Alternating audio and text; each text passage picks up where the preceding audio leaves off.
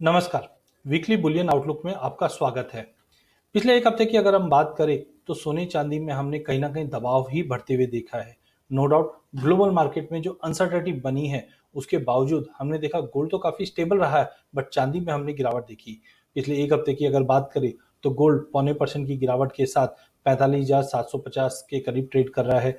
वहीं अगर चांदी की अगर बात की जाए तो कल के सेशन में ही चांदी में हमने 3% से ज्यादा की गिरावट आती हुई देखी और प्राइजेस 58,300 के करीब क्लोज हुआ है।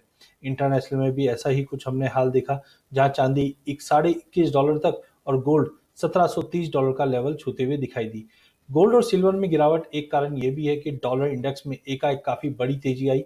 11 महीने के हाई पे डॉलर पहुंच चुका है, जिस ढंग से एक्सपेक्टेशन अभी दिखाई दे रही है यूएस साइड से कि इंटरेस्ट रेट जल्द बढ़ सकती है। साथ में बॉन्ड बाइंग की जो प्रोग्राम है उस पर भी टैपरिंग स्टार्ट हो सकती है, जिसके चलते हमने देखा एकाएक डॉलर इंडेक्स में बड़ी तेजी आई और सोने और चांदी में हमने काफी बड़ी गिरावट आती हुई देखी है।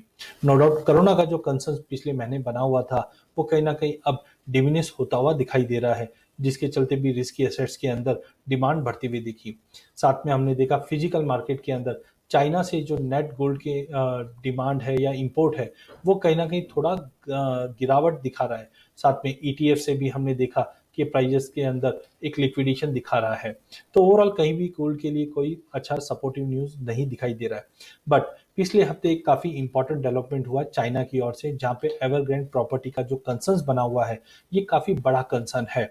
यहाँ पे हमने देखा करीबन बताया जाता है कि 200 से ज्यादा ट्रिलियन डॉलर का ये एक प्रॉपर्टी कंसर्न हो सकता है और करीबन $80 मिलियन के करीब का एक इंटरेस्ट रेट पेमेंट इनको लास्ट वीक करना था जो फेल हुआ है, जिसके चलते एक स्पिल ओवर पूरे ग्लोबल मार्केट में बन सकता है, क्योंकि अब 30 दिन का इनको टाइम मिला हुआ है इंटरेस्ट रेट पेमेंट के लिए। अगर यहाँ पे कुछ कंसर्न होता है तो कहीं ना कहीं गोल्ड को सपोर्ट मिलेगा और ऐसा ही कुछ हमने कल के सेशन में देखा, जहां गोल्ड एक सपोर्टिव ट्रेड करता हुआ दिखाई दिया जबकि चांदी और बेस मेटल में गिरावट आती हुई दिखाई दी।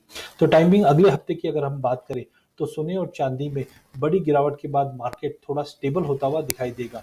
गोल्ड की अगर हम बात करें तो प्राइजेस जब तक 47,200 के ऊपर नहीं निकलता है पॉसिबल है हम प्राइजेस को एक गिरावट फिर से देख पाए, जो करीबन 45,500 तक का सपोर्ट लेता हुआ दिखाई देगा। जब तक 46,200 के ऊपर नहीं निकलता है 45,500 का सपोर्ट गोल्ड में रहेगा। वहीं चांदी 57,000 के सपोर्ट तक देखने मिल सकती है। 60,100 के ऊपर निकलने पे ही हम एक पुल बैक देख पाएंगे। तो ओवरऑल बेस बुलियन में एक पुल बैक देखने मिल सकता है स्टेबिलिटी के साथ।